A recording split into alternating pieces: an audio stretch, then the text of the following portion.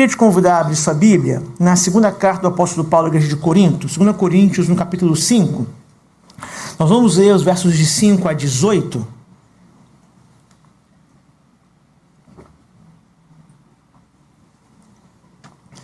E nós vamos, a partir desses versos, expondo esses versos, observar essa temática que está exposta aí aos irmãos, movidos pela graça, servindo para a expansão do Evangelho.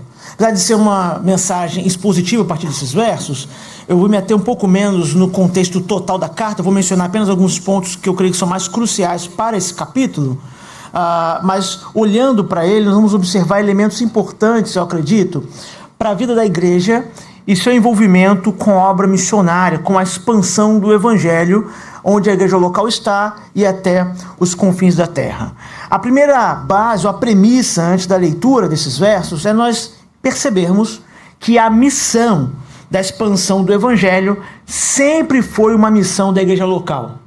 Deus estabeleceu a igreja local como instrumento primário para a expansão do seu Evangelho. E isso vamos observar a partir do ministério do apóstolo Paulo e alguns princípios aqui estabelecidos. Então vamos ler, eu vou ler, os irmãos podem acompanhar. A minha versão talvez seja um pouco diferente, estou usando o Almeida século XXI, sei que os irmãos provavelmente estão usando revista atualizada, mas há poucas distinções de palavras, todas sinônimos. A partir do verso 5, então, do capítulo 4, diz assim a palavra do Senhor: Pois não pregamos a nós mesmos, mas a Jesus Cristo, o Senhor, e a nós mesmos como vossos servos por causa de Jesus. Porque Deus, que disse das trevas brilhará a luz, foi Ele mesmo quem brilhou em nosso coração para a iluminação do conhecimento da glória de Deus na face de Cristo. Temos, porém, esse tesouro em vaso de barro, para que o poder extraordinário seja de Deus e não nosso. Sofremos pressões de todos os lados, mas não estamos arrasados. Ficamos perplexos, mas não desesperados. Somos perseguidos, mas não desamparados, abatidos, mas não destruídos, trazendo sempre no corpo o morrer de Jesus, para que também a sua vida se manifeste em nosso corpo. Pois nós que vivemos somos sempre entregues à morte por causa de Jesus, para que também a vida de Jesus se manifeste em nosso corpo mortal. De modo que em nós atua a morte, mas em vós a vida. Todavia, uma vez que temos o mesmo espírito de fé, conforme está escrito, crie, por isso falei. Também nós cremos, por isso também falamos. Sabemos que aquele que ressuscitou Jesus também nos ressuscitará com ele, nos apresentará convosco, pois tudo é para o vosso benefício, para que a graça multiplicada por causa de muitos faça transbordar as ações de graças para a glória de Deus. Vamos orar mais uma vez? Pai, humildemente, pedimos que a tua bendita palavra, inspirada pelo Espírito, seja agora apresentada à nossa mente e coração e aplicada em nossas vidas. Isso tudo para a exaltação de Jesus Cristo, teu Filho, nosso Salvador. É no nome dele que nós oramos. Amém. Como eu disse antes da leitura, irmãos, eu estou convencido a partir das Escrituras, especialmente do Novo Testamento, que a missão da expansão do Evangelho é uma missão que foi confiada à igreja local, aos discípulos de forma pessoal e ao ajuntamento deles na comunidade local. Mas também precisamos observar e compreender em que contexto ou a que cenário somos enviados para tal missão. Nós precisamos, obviamente, perceber que o cenário ele é muito amplo, nós teríamos dificuldade talvez de definir todo o campo missionário que há no mundo. Nós temos, mesmo no nosso país ou na nossa cidade, características e peculiaridades distintas muitas vezes de uma região ou de um bairro para o outro, quanto mais pensando nas nações. Mas há algumas questões, eu creio que há até um ponto central que nós precisamos observar para que a falsa percepção não nos distraia ou não nos deixe menos encorajados em relação à necessidade da proclamação do Evangelho em nossos dias. Muitas vezes nós somos tentados, inclusive pela visão do mundo à nossa volta, a ter uma percepção de que a sociedade de alguma maneira está avançando ou evoluindo. De alguma maneira isso é um resquício ainda do otimismo, do iluminismo de pouco mais de um século atrás, 2 séculos quase. Mas, apesar de todo o avanço tecnológico dos nossos mundos, de toda a velocidade de informação e muitas vezes até de transformação da nossa vida, algumas transformações, inclusive, sem que nós percebamos inicialmente, mas de todo esse avanço ou velocidade, o que nós percebemos não é, na mesma medida, um avanço ou algum tipo de melhora na vida e muito menos no aspecto moral. Nós vemos, na verdade, um retrocesso moral que é a descrição exata da deterioração que a sociedade sempre passa longe de Deus. De maneira que o mundo que nós vemos hoje, ele é mais rápido, ele tem mais facilidades do que nossos irmãos, por exemplo, do primeiro século, a quem o apóstolo Paulo está lidando aqui, possuíam, mas o nosso mundo, ele é de alguma maneira semelhante nas necessidades, e na principal delas, que é a necessidade da graça de Deus, mas também nos efeitos da ausência dessa graça, ou seja, da ruptura do ser humano com Deus. Nosso mundo é semelhante e em alguns aspectos até pior do que era aquele cenário que nossos irmãos lidaram no primeiro século.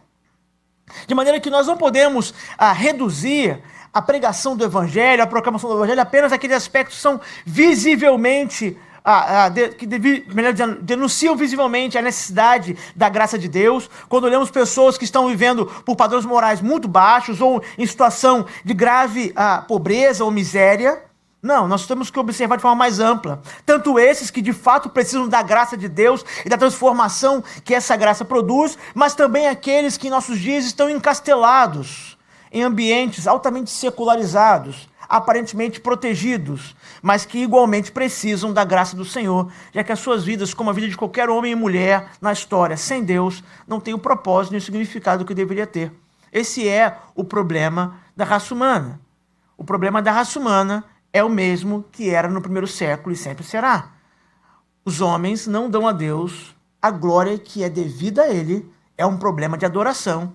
E a proclamação do Evangelho é um chamado a oferecer a sua adoração que se deve a Deus. E à medida que homens e mulheres de toda tribo, língua e nação experimentam esse realinhamento da sua fé e esperança em Cristo, eles encontram para a sua própria vida significado que antes nunca possuíram. E é isso que nós fazemos na proclamação do Evangelho.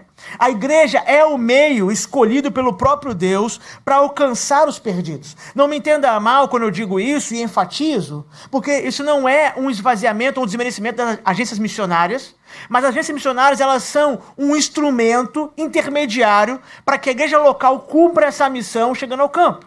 Acabamos de ver, por exemplo, importante relato de questões ligadas ao sul da Ásia, inclusive onde há necessidade de ocultar a identidade de pessoas que estão lá servindo ao Senhor, devido às perseguições que eles sofrem. E seria provavelmente extremamente difícil, para não dizer quase impossível em termos humanos, que apenas uma igreja local ou um grupo de discípulos pudesse realizar um trabalho num país como esse, ou países dessa região. Não sabemos qual é a moeda, não conhecemos a língua. Ou seja, as agências missionárias servem a esse canal intermediário, mas elas são um instrumento que Deus nos deu a graça, inclusive por obra de um pastor batista, de redescobrir tal graça, de ter esse meio que facilita o nosso engajamento com a obra missionária. Mas a missão não é a missão das agências.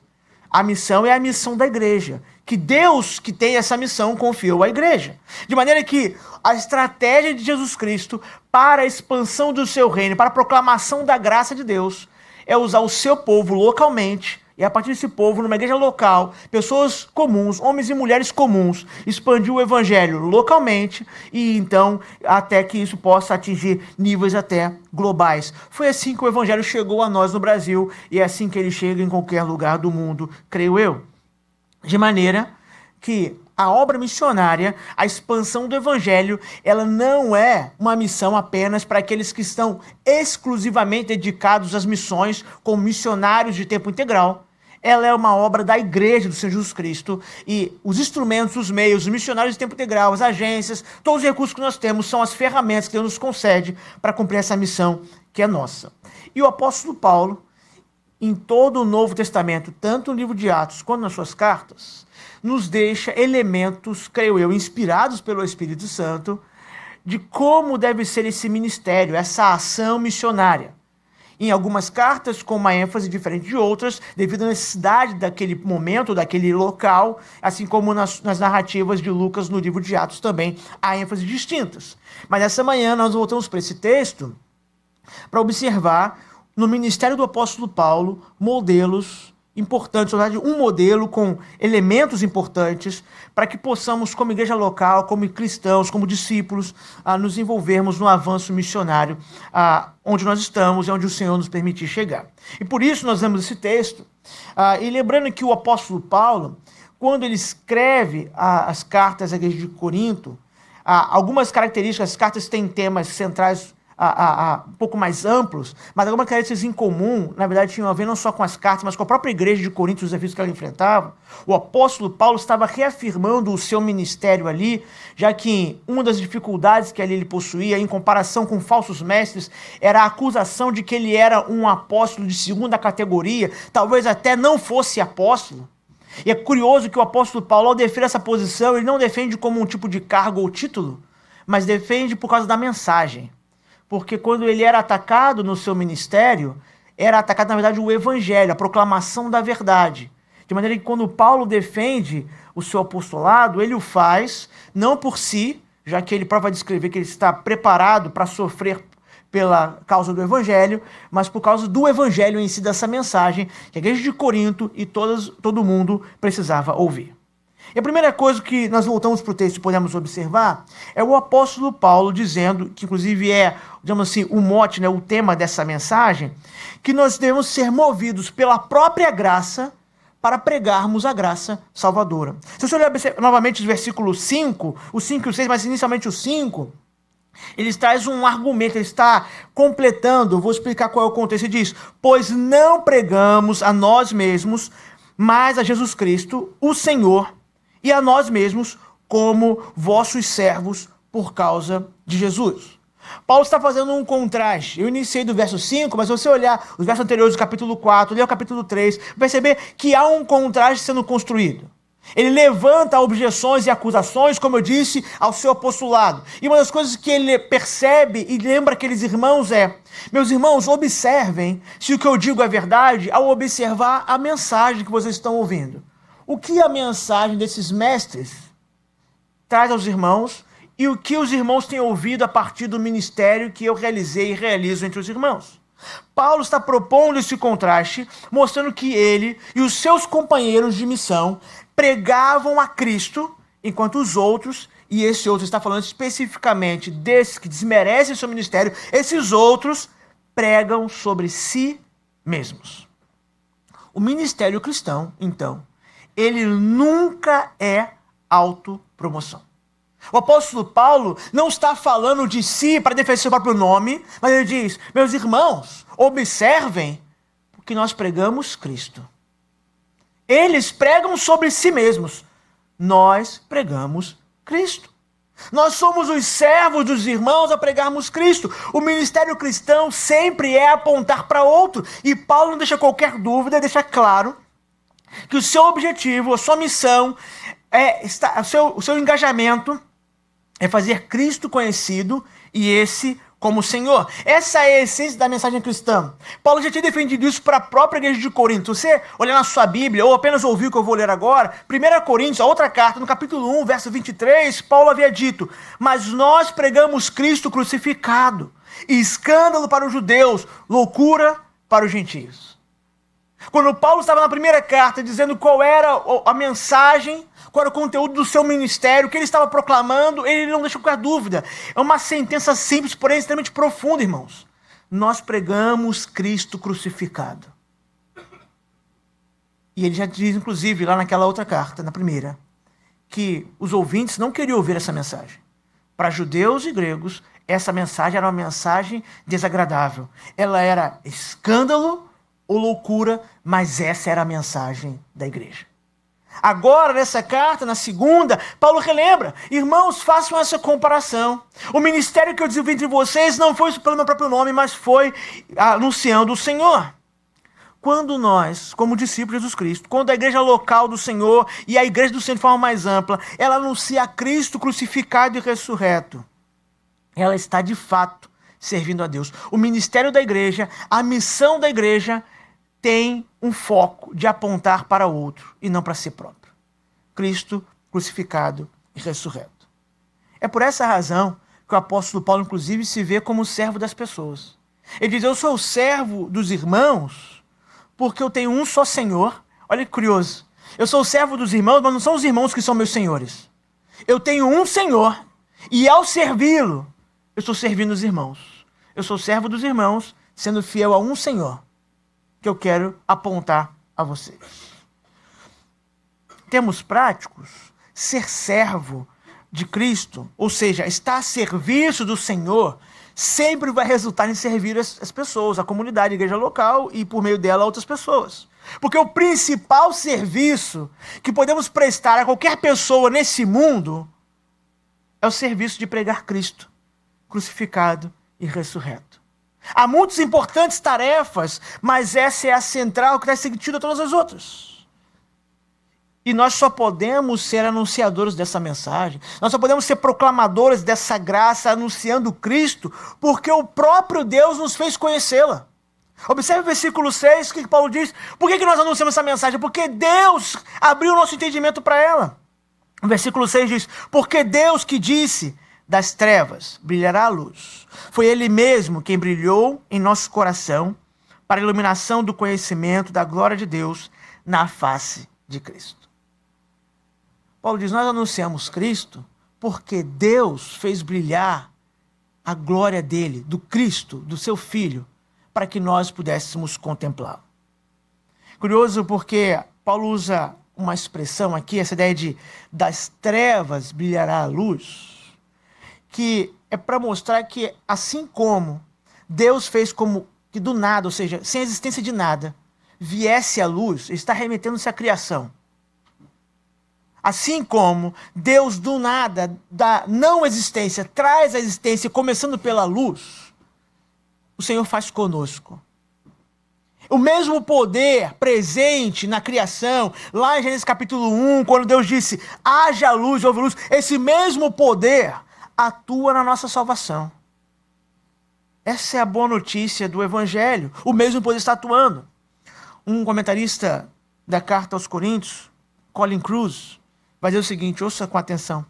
Paulo assemelha a revelação da glória de Deus em Cristo ao ato criativo de Deus, mediante o qual a escuridão da ignorância em que as pessoas são mantidas pelo Deus deste mundo é banida.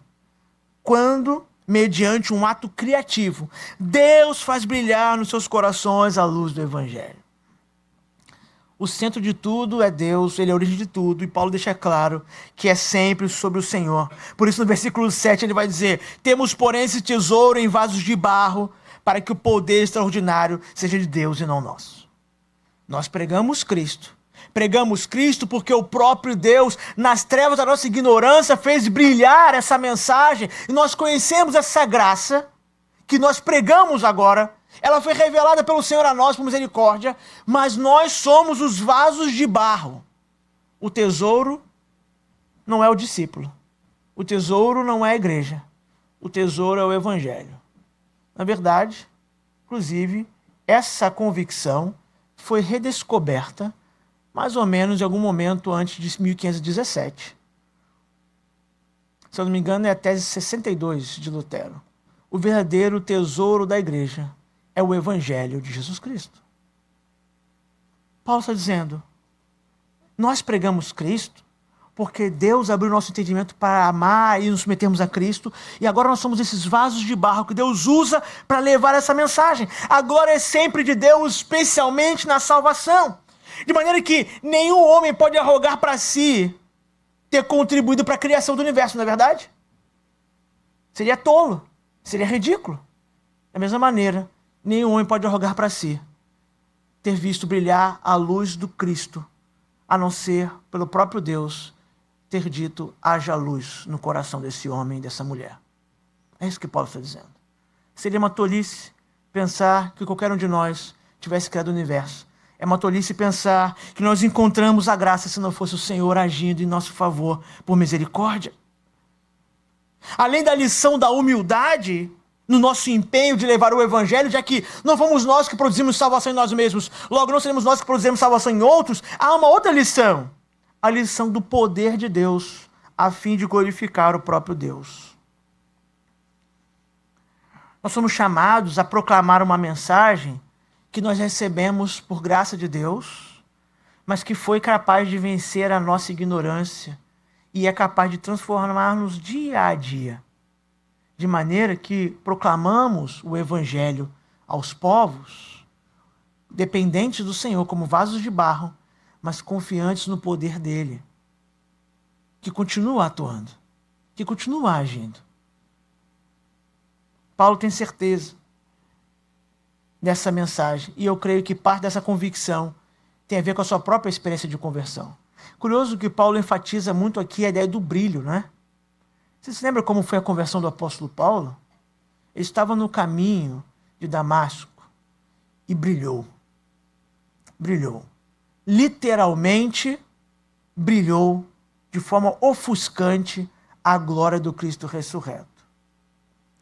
A grande ironia dessa questão, e meus irmãos, eu tenho convicção de que Deus tem um excelente humor, é que Paulo, que julgava enxergar bem a realidade quando ele perseguia a igreja, precisou ficar fisicamente cego para enxergar de verdade a mensagem, para enxergar a verdade sobre Deus.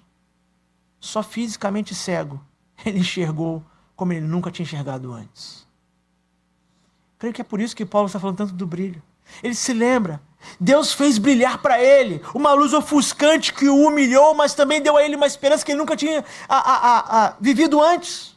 A conversão é uma iluminação, é quando Deus revela a verdadeira natureza de Cristo, da sobra a pecadores como nós. De maneira que, como nós, os alcançados por essa graça, nós agora partimos para anunciar essa mensagem. Os vasos de barro agora levam esse tesouro, crendo que, assim como nós, estávamos em trevas, em nosso coração e mente, mas a luz do Evangelho brilhou.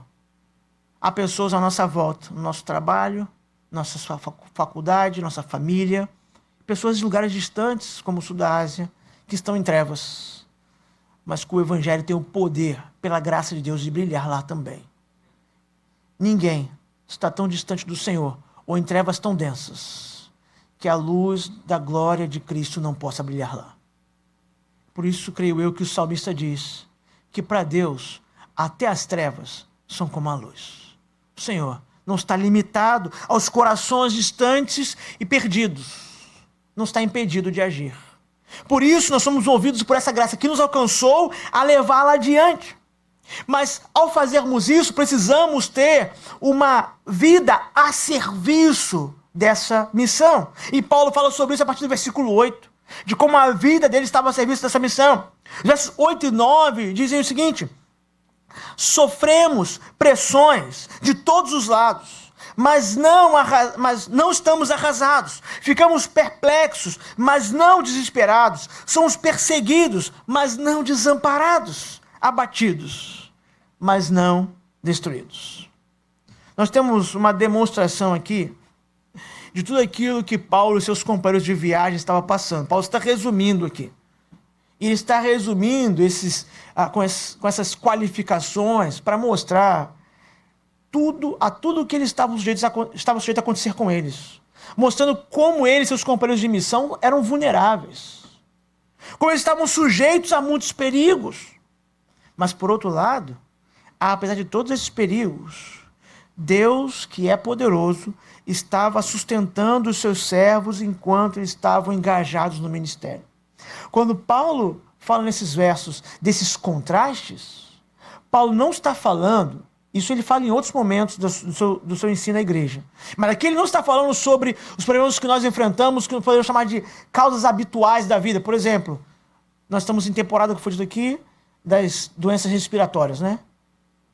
Com 3 crianças em casa, posso dizer com alguma tranquilidade, se alguma criança na sua casa não teve nariz escorrendo nesses últimos dias, está fazendo uma coisa errada, né? Porque a vida está fazendo isso. Mas Paulo não está falando disso. Paulo não está falando de, olha, nós adoecemos, nós animamos. Isso é ensinado nas Escrituras em outros lugares.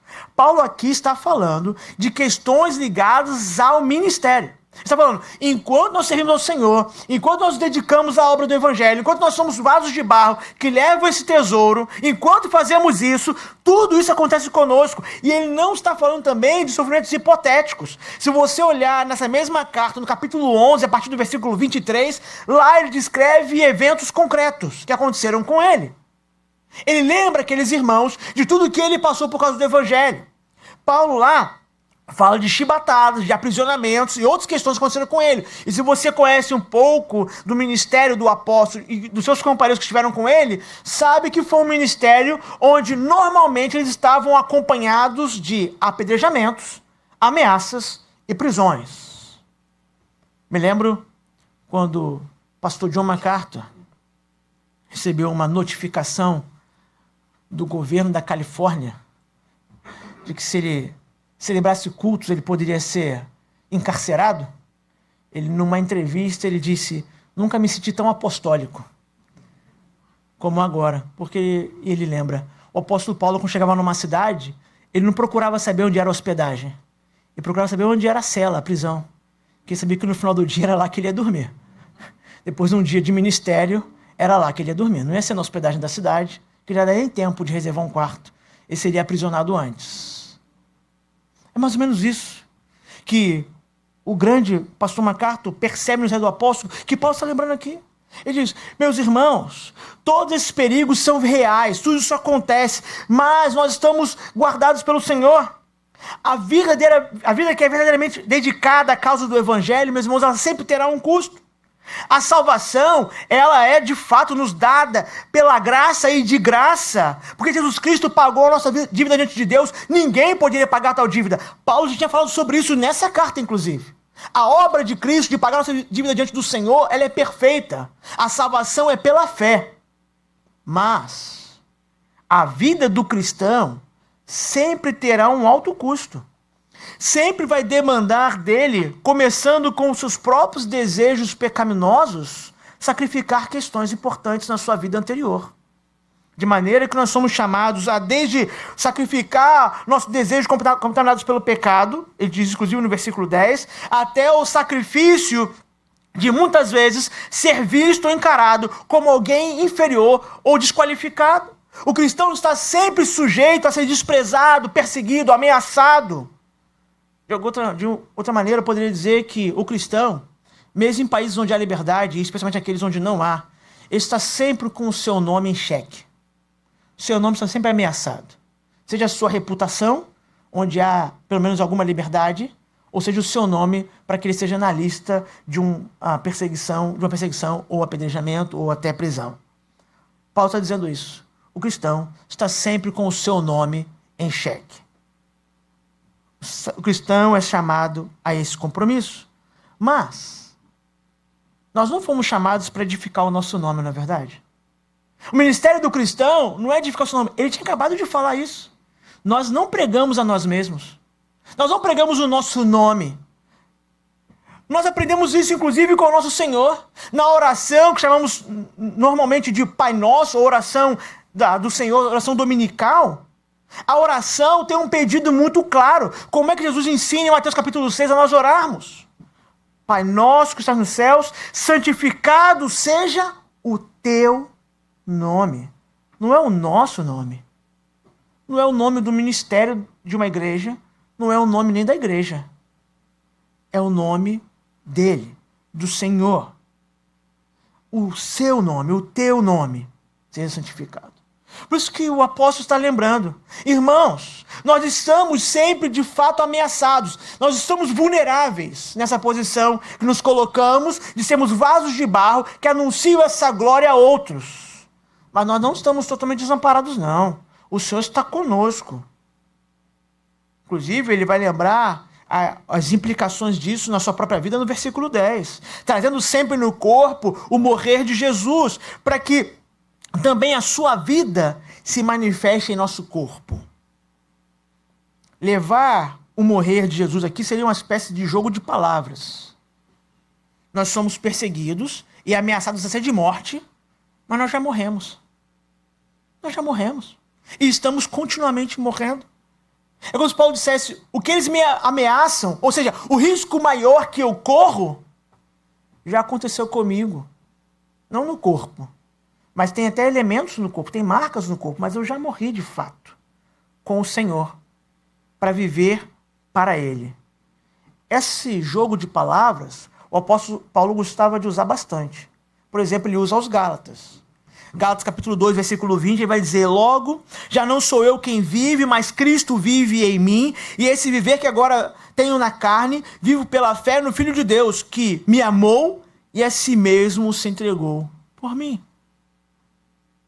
Eles me ameaçam e me botam em risco, e talvez o maior risco seja de morrer. Mas eu já fui chamado, já foi exigido de mim morrer.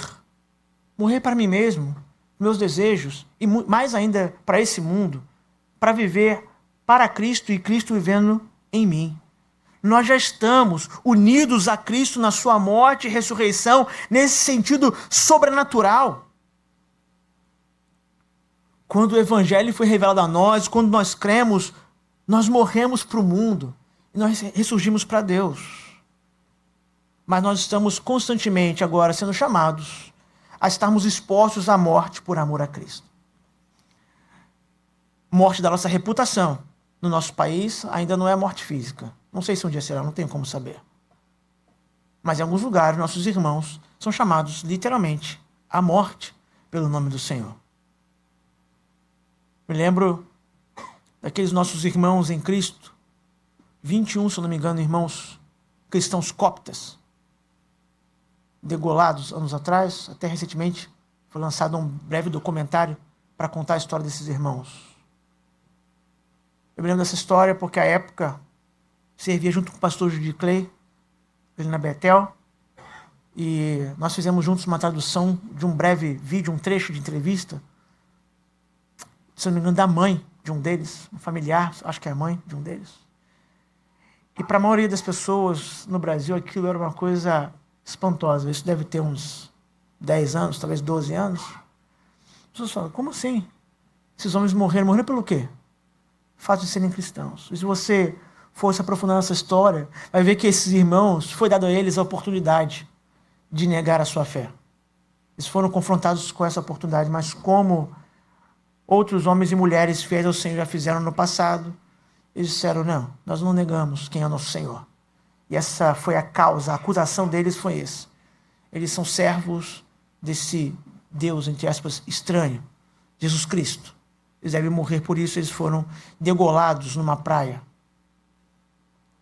Paulo está lembrando de tudo isso. Tanto que acontecia no seu tempo, quando pelo Espírito está referindo-se a coisas que poderiam acontecer com a igreja no futuro. Desde o assassinato de um nome, de uma reputação, que é visivelmente menos grave, mas não deixa de trazer sofrimento, até o assassinato de pessoas pela fé. Paulo diz, nós de fato estamos sob ameaça, mas nós já morremos. Nós já fomos chamados para dedicar nossos corpos, a nossa vida ao Senhor. Na proclamação dessa graça, nós fomos alcançados por ela, colocamos a nossa vida toda na linha, toda ela está à disposição do Senhor. Inclusive, Paulo fala sobre isso em Romanos capítulo 8, verso 36, quando ele diz, como está escrito, por amor de ti somos entregues à morte o dia todo, fomos considerados como ovelhas para o matadouro. Nós não podemos esquecer nosso chamado para mortificarmos nossa própria carne, inclusive, para viver para Deus, como também ele ensina na carta aos Romanos. Para que a vida de Cristo, meus irmãos, se manifeste em nós, nós temos que estar realmente dispostos a que toda a nossa vida esteja a serviço dessa missão de testemunha dessa graça. Movidos pela graça de Deus, testemunhamos essa graça àqueles que estão à nossa volta. A nossa vida por completo dedicada a isso. Cristo, então, seria revelado em nós a partir da nossa própria devoção, da nossa entrega sacrificial pela causa do Evangelho e da nossa busca por santidade. Nós somos chamados, então, a não apenas enviar recursos. E, de fato, a conversão do nosso bolso é uma conversão complexa. Mas, além de dedicar recursos ao avanço missionário, nós somos chamados a entregar a vida. É a vida. Há pessoas no seu prédio, há pessoas no seu trabalho, há pessoas na sua faculdade que não conhecem essa graça que alcançou você. Essa luz que brilhou, a glória de Cristo que brilhou e te cegou para te fazer ver. Essas pessoas não experimentaram ainda. E é possível que o Senhor te dê oportunidades. Algumas delas talvez de fato falando diretamente sobre o Evangelho. Outras talvez comecem muito mais com uma semelhança de uma conversa informal. Um bate-papo com um colega, um amigo ou vizinho. Mas que criará oportunidades para que essa graça seja conhecida. Mas para isso nós estamos sempre nos colocando em posição de vulnerabilidade diante do cenário. Porque talvez no seu trabalho, quando você se colocar nessa posição, pode ser que alguém possa trazer uma pecha sobre você. Aí está aquele fundamentalista, né? Fanático. Talvez na faculdade isso possa custar algumas dificuldades, dependendo do nível que você estiver de estudos, talvez você não consiga um orientador para sua tese ou para sua dissertação, ou consiga mais alguém que, aos olhos acadêmicos, está desqualificado ou pouco qualificado. Talvez no seu prédio, ou na sua vizinhança, ou na sua família, isso também traga outros desafios. Mas Paulo está lembrando, nós somos chamados a colocar a vida inteira nisso. Nós somos alcançados por essa graça, nós somos chamados a colocar a vida inteira nisso. Para que sejamos movidos, apesar das circunstâncias. É o que ele mostra a partir do versículo 11. Olhe para a sua Bíblia novamente, mas em especial está com o versículo 13 nessa parte do texto. Todavia, uma vez que temos o mesmo Espírito, conforme está escrito, crie, por isso falei. Também nós cremos, por isso também falamos. O versículo 13 é uma citação do Salmo 116, especialmente o versículo 10. O Salmo 116 é um salmo de ação de graças. Só que existem muitos salmos de ação de graças, você sabia disso? Tem vários salmos de ação de graças. Então a pergunta seria, por que o apóstolo Paulo escolheu citar esse? Por que Paulo, falando sobre a igreja, melhor dizendo, para a igreja, sobre o seu ministério, e sobre como deve ser o ministério da igreja, ele escolhe esse salmo? Qual foram os motivos para ações de graças no Salmo 116? Se você olhar na sua Bíblia, vai perceber que lá a gratidão principal é o livramento da morte. O salmista declara que creu mesmo diante da morte iminente, sabendo que o Senhor não o desampararia. Não é casual a escolha que o apóstolo faz do salmo para citar. Porque ele está falando desse contexto onde ele e seus companheiros estão sob constantes ameaças, ao contrário dos falsos mestres, que recebem aplausos e bajulações, porque eles falam de si mesmos. Ele diz, nós anunciamos Cristo, e por isso estamos sempre sob constantes ameaças, mas nós somos gratos a Deus.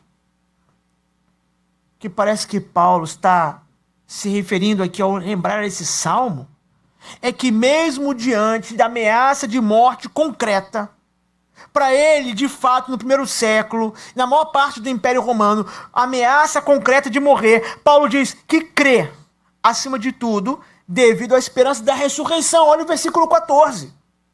Sabemos que aquele que ressuscitou Jesus também nos ressuscitará com ele e nos apresentará convosco. Por força de ofício pastoral, nós muitas vezes encontramos famílias enlutadas em sepultamentos. Um dos textos que mais o Senhor usa para me consolar, e normalmente eu também lanço mão dele, um deles, é o que Paulo escreve aos Tessalonicenses, quando ele diz que não deseja que os irmãos sofram como quem não tem esperança. E Paulo vai explicar a esperança cristã, o final do argumento é consolar uns aos outros com essas palavras. E o meio do argumento, a base dele é porque Cristo ressuscitou.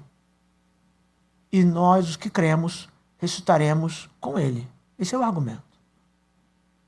Nós sabemos disso desde os nossos documentos mais antigos, como o credo apostólico, que diz, eu creio na ressurreição do corpo.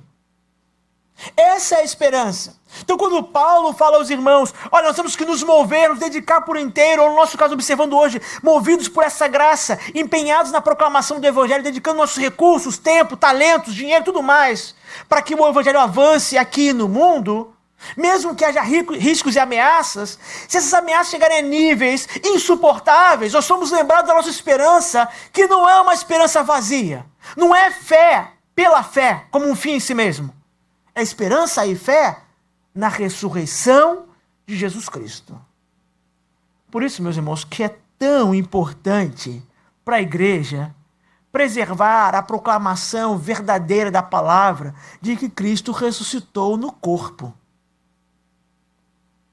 Tem um colega que ele costuma dizer que você quer saber se uma igreja, o púlpito dela, né, prega o evangelho com fidelidade, procure algum vídeo ou vá lá no culto de Páscoa. Se a proclamação for algo do tipo, não, porque Jesus ressuscitou no nosso coração, ele diz, cuidado. Porque a mensagem da Bíblia não é essa. A Bíblia é, Jesus Cristo ressuscitou de fato. Um corpo glorificado, que comia, bebia, apertava a mão das pessoas, abraçava elas. Esse corpo glorificado saiu da tumba. E ele está vivo. Essa é a fé da igreja. É isso que Paulo está dizendo. Se Paulo estivesse falando de uma ressurreição metafórica, apenas uma imagem, uma figura de linguagem, ele seria ou um louco ou um sádico. Porque ele está dizendo que ele está pronto para morrer por isso e está chamando os irmãos a fazerem a mesma coisa. Vivam por essa mensagem, vocês sabem, morram por ela. É porque Paulo sabe que ela é a verdade. E ele não sabe disso porque ele é inteligente. Ele sabe disso porque o crucificado e ressurreto apareceu para ele. Eu acabei de escrever essa cena. E o cegou com o brilho da sua glória. Ele sabe disso. Ele diz, é por isso, meus irmãos, que nós estamos sim abatidos, enfrentamos problemas, nós ficamos quebrantados e machucados, fazemos no nosso corpo as marcas dessa mensagem, mas nós não estamos desamparados. E nós continuamos. Por quê? Porque Jesus Cristo está vivo. E o mesmo Deus que ressuscitou o Senhor Jesus Cristo há de nos ressuscitar com Ele, nos apresentará com Ele. Num certo sentido, nós já ressuscitamos em Cristo ou com Cristo. Nós viemos para a novidade de vida. Esse é o argumento de Romanos 8. Mas Paulo está falando aqui do sentido pleno. Um dia está garantido, não por nós, mas por causa de Cristo, que nós estaremos ressurretos com Ele, como Ele está, plenamente e eternamente. E essa esperança é a força para que a igreja avance na obra missionária. Porque, meus irmãos, se nós proclamarmos o evangelho apenas, e ouça isso, pela necessidade que os povos possuem, e de fato essa necessidade ela é importante, ela existe, mas se fizéssemos isso, no primeiro impedimento, no primeiro obstáculo, na primeira ameaça, nós pararíamos. E alguém poderia dizer, olha, eles não querem ouvir sobre essa mensagem, por que nós vamos avançar, por que vamos nos empenhar nisso? Por que vamos enviar recursos e pessoas para esse lugar onde não querem ouvir do evangelho? Por que eu vou falar para alguém na minha faculdade sobre o evangelho se ele não quer ouvir? E pode, inclusive, causar algum constrangimento para mim, acabar com a minha reputação aqui. É porque nós não fazemos apenas pela necessidade do outro. Essa seria uma motivação secundária. A motivação primária é porque Jesus Cristo está vivo.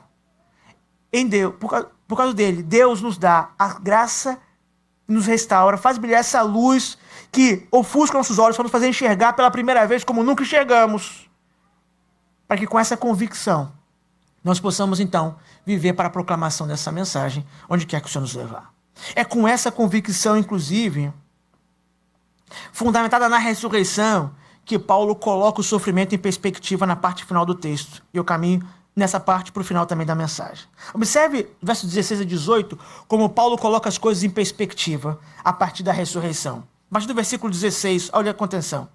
Por isso, não desanimamos, ou seja, porque Cristo está vivo, não desanimamos. Ainda que o nosso exterior esteja se desgastando, o nosso interior está sendo renovado todos os dias, pois nossa tribulação leve e passageira produz para nós uma glória incomparável, de valor eterno, pois não fixamos o olhar nas coisas visíveis, mas naquelas que não se veem, pois as visíveis são temporárias, ao passo que as que não se veem são eternas. Paulo coloca o sofrimento em uma perspectiva bastante diferente. Ele tinha começado o capítulo falando sobre não desanimar, em razão da importância do ministério que lhe foi confiado. E aqui, novamente, ele diz que ele não desanima, mesmo diante do sofrimento, mas porque ele compara esse sofrimento com as promessas. O corpo está sujeito à corrupção, o corpo está sujeito ao sofrimento. Paulo está se referindo aos males externos. Ele diz, de fato, há efeito sobre o meu corpo. As prisões, os açoites, traziam esse efeito no corpo. Mas, por outro lado, segundo o versículo 16, ele diz que eles experimentam um renovo do homem interior. Creio que aqui essa expressão é um sinônimo de como é usada a palavra coração nas Escrituras. Nas Escrituras, a não ser destacado de forma explícita, coração não é uma referência à válvula cárdia, que bombeia o sangue. E eu diria que nunca, pelo menos que eu me lembre de qualquer texto, o coração nas Escrituras é uma referência a sentimentos ou emoções. Quando é uma referência à válvula cardíaca, que a maioria das vezes não é, coração é uma referência ao centro da vida humana. O lugar onde todos os seus amores, as suas lealdades, aquilo que você tem como valioso está lá. E governa a tua vida. É isso que o Provérbios ensina quando diz, sobre tudo que você deve guardar, guarda o teu coração, porque dele procede as fontes da vida. Veja que Paulo está falando disso, ele está usando um sinônimo para dizer, olha, eu sou renovado no meu coração, no homem interior. Esse renovo, promovido pelo Espírito, é que bota essa comparação para que a hostilidade em razão da fé seja comparada com a recompensa garantida pela fé. O sofrimento é real. Não vamos nos iludir quando Paulo fala aqui de coisas leves e momentâneas, né? Paulo está falando em comparação. Comparação. Ele não está falando que apanhar ou ser preso é uma coisa pouca. Ele está dizendo que, em comparação com a promessa gloriosa, isso parece ser leve. Isso parece ser leve. Curioso porque na mitologia egípcia tem a concepção de que o coração dos homens, seres humanos, deve ser pesado numa balança pela divindade Anubis, em comparação com uma pena. E a ideia de que se seu coração for mais pesado do que a pena, você está condenado. Porque teu coração teria retido toda a sua maldade ou bondade ali. Óbvio que nesse conceito mitológico, todo mundo é condenado, porque o coração sempre pesa mais do que a pena. Paulo, ao contrário de uma percepção mitológica, falando da verdade revelada, ele diz que quando eu peso na balança os males desse mundo, que são, aos meus olhos, pesadíssimos, mas do outro lado, eu coloco a promessa gloriosa que tem como fundamentação a ressurreição de Jesus Cristo, todo esse sofrimento parece bem mais leve. Ele não consegue desequilibrar a balança para o lado dele.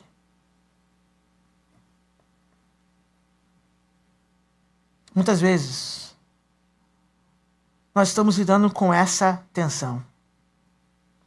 Não existe, meus irmãos, um ensino nas Escrituras para gerar placas como pare de sofrer. Esse não é o ensino cristão. A maneira cristã de lidar com qualquer sofrimento, e em especial, o que está aqui no texto, o sofrimento pela fidelidade a Deus, a maneira cristã de lidar com isso é colocá-lo na balança. As promessas gloriosas de um lado, o sofrimento e as dores dessa vida de outro. As promessas pela dedicação, uma vida a serviço do Senhor, sendo testemunha fiel de um lado, e as ameaças por testemunhar fielmente do outro. Crendo, confiando. Crer é confiar, confiando de que as promessas são infinitamente mais pesadas. E por isso os sofrimentos são leves e momentâneos. Assim, tudo que nós passamos aqui, na medida que proclamamos a graça de Deus, na medida que anunciamos o Evangelho, que somos testemunhas, que nós passamos como vasos de barro levando esse tesouro aos outros, deve ser comparado. E nessa medida, nessa comparação, sempre as promessas eternas e garantidas em Cristo devem vencer. É assim que nós seremos levados a lidar com o nosso sofrimento. Não fingindo que ele não existe, mas colocando-o em perspectiva daquilo que o Senhor nos deu e nos garantiu em Cristo. De maneira que a mesma graça que nos alcançou, graça que nos salvou, ela agora deve nos mover a sermos proclamadores dessa boa nova.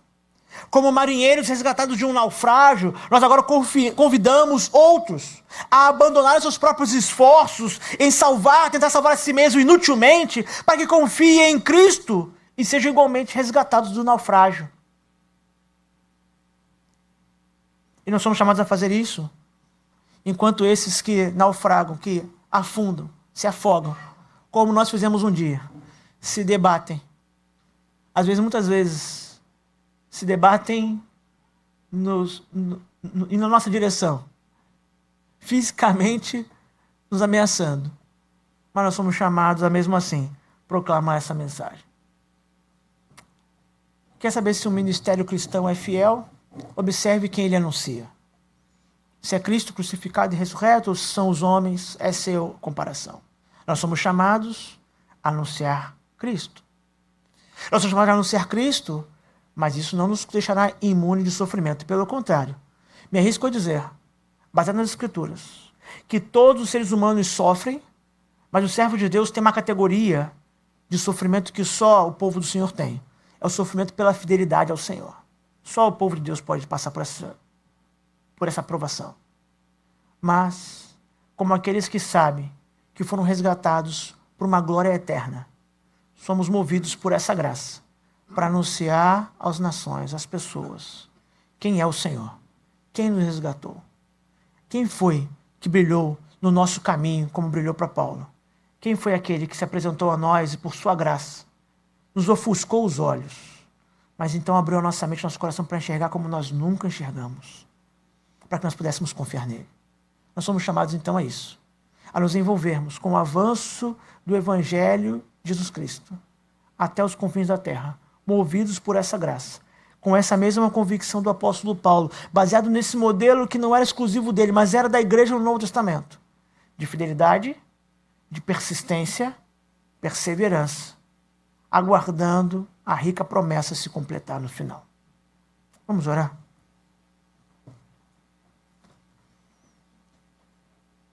Pai, nós nos apresentamos, depois de ler a Tua palavra e nela meditar, primeiro para confessar das muitas vezes que não cumprimos com essa vocação que recebemos como discípulos. Das muitas vezes que, como comunidade local, nós não dedicamos o tempo, os recursos, as orações, tudo mais como deveríamos dedicar para a expansão do Evangelho. Senhor, nos perdoa se buscamos justificar nossa ausência de envolvimento pela terceirização, querendo que outros, sejam indivíduos ou organizações, fariam em nosso lugar aquilo que nós somos chamados a fazer.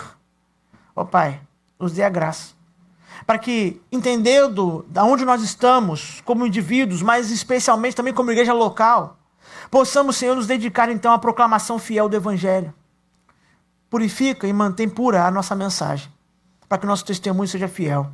Não nos deixando fazer como outros, seja falsos mestres do primeiro século, ou outros até os nossos dias, que anunciam a si mesmo, falam do seu próprio nome. Que nossa preocupação não seja com o nosso nome, mas com o Teu, Senhor. Ó Pai, nos sustenta, Senhor, para que possamos, à medida que seguimos, buscando ser fiel ao Senhor, as ameaças, perigos e dificuldades que se apresentam ao Pai, para que elas não sejam um impedimento. Senhor, pelo contrário, que possamos então dedicar tudo aquilo que nós temos e somos ao Senhor, mesmo que haja risco para nós. Senhor, e que por fim possamos manter os nossos olhos fixos na promessa garantida do futuro. Hoje já experimentamos a Tua graça, Pai, mas incomparavelmente superior será experimentar a glória perfeita, plena de Cristo. Com essa esperança, que a Tua igreja permaneça tão firme, fiel, operosa e resoluta na missão da proclamação do Evangelho. Tudo isso, Senhor, nós pedimos. Em nome bendito e santo de Jesus. Amém, Senhor. Deus nos abençoe, meus irmãos.